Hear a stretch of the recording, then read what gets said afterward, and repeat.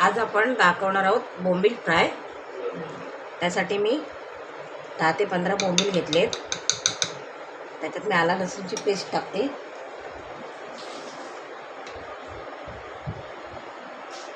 चवीप्रमाणे मीठ, कोकम नाही कोकमचा आगो टाकते,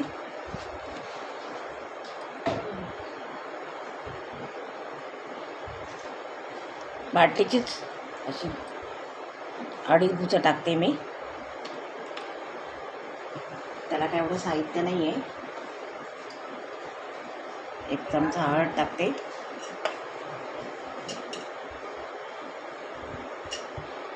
मसाला एवढा तिखट नाही म्हणून 2.5 चमचे टाकते।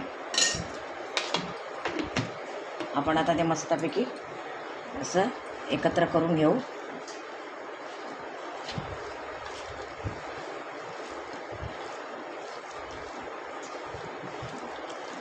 बाजारातून साफच करून आणलेले मी बोंबील।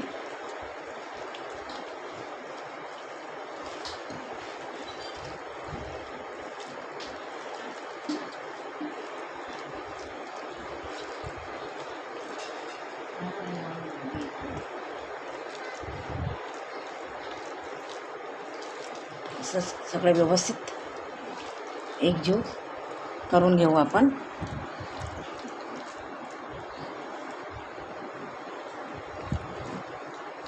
कोकमाचा आगोळ टाकला की मच्छीमध्ये कधी पण कोकमच टाकायचं, लिंबू टाकायचं नाही। कोकमाने चव चांगली येते, वेगळंच लागतं, मच्छी वेगळीच लागते कोकमाने। आपण असं व्यवस्थित एकत्र करून घेतलं आहे। पॅन तापलेलं आहे, आपण त्यात आता तेल टाकू।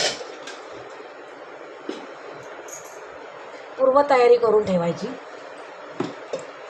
जास्त वेळ लागत नाही रेसिपीला।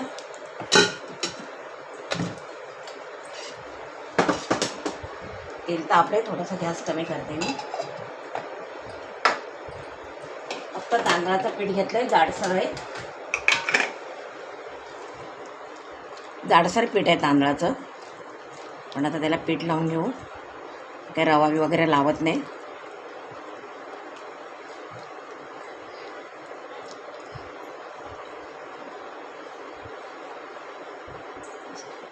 व्यवस्थित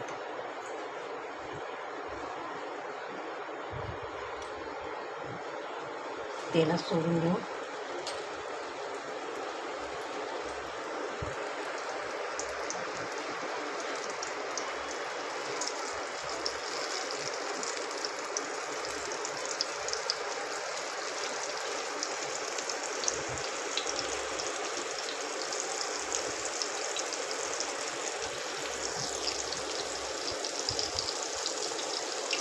मी बोंबील आहे ना साफ करून फ्रीजरमध्ये ठेवलेले आहेत, त्याच्यामुळे त्याला पाणी सुकून गेलं त्याचं पाणी, त्याच्यामुळे एकदम असे सडसडीत झालेत ते। आता बोंबीलमध्ये पाणी राहतं आणि किती पण आपण मसाला टाकलो तरी त्याचं मसाला त्याला लागत नाही, एकदम ते सफेद सफेद दिसतात।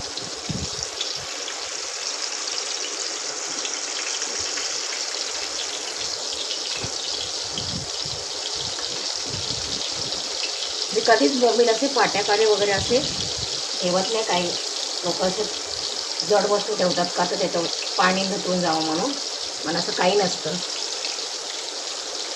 तुम्ही बघू शकता पाणी आहे का।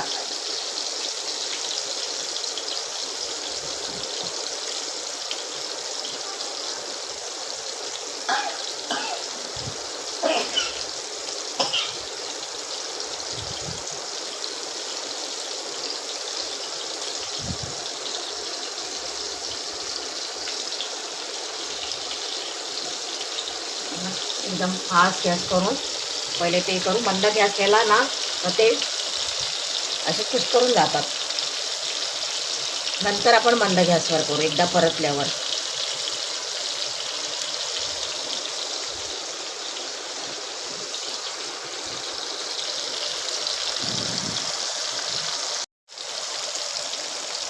आता त्या एका साईडने चांगले फ्राय झालेले आहेत. आता आपण परतून घेऊ. कधी पण आहे ना ती साईड फ्राय झाल्याशिवाय बोंबील परतायचे नाहीत, नाहीतर ते कुस्करतात.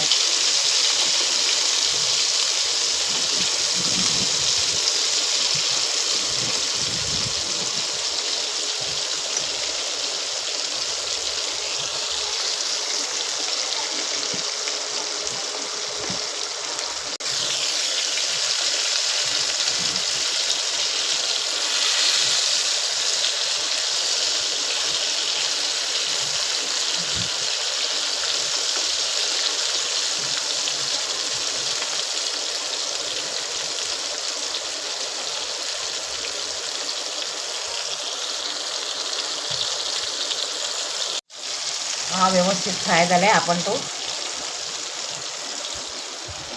काढून घेऊ.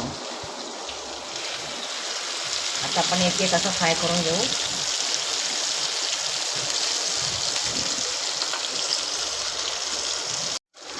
आपण दुसऱ्याला असं तांदळाचं पीठ लावून साईडला करू.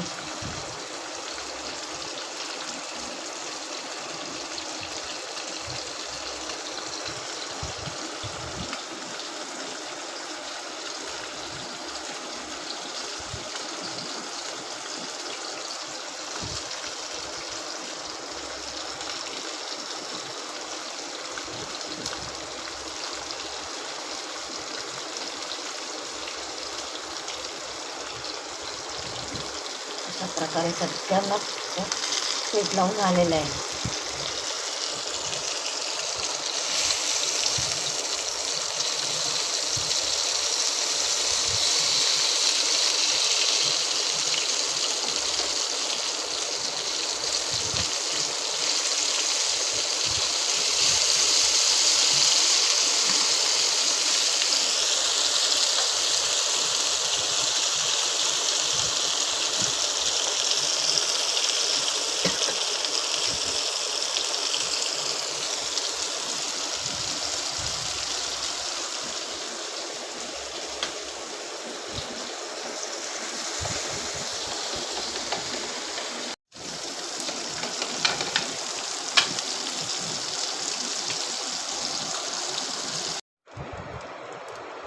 अशा प्रकारे आपण असे सगळे बोंबील फ्राय करून घेऊ.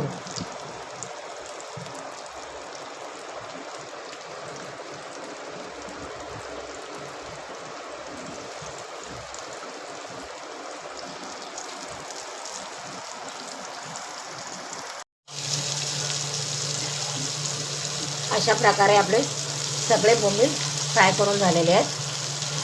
आपण ते असे काढून घेऊ.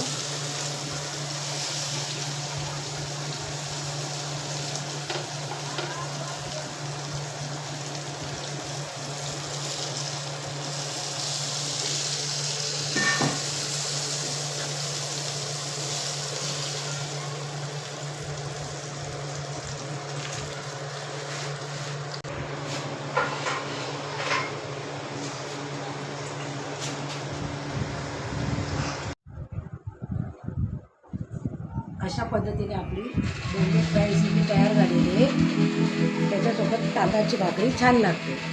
यन्तु नदयो वर्षन्तु पर्जन्याः सुपिप्पला ओषधयो भवन्तु अन्नवता मोदनवता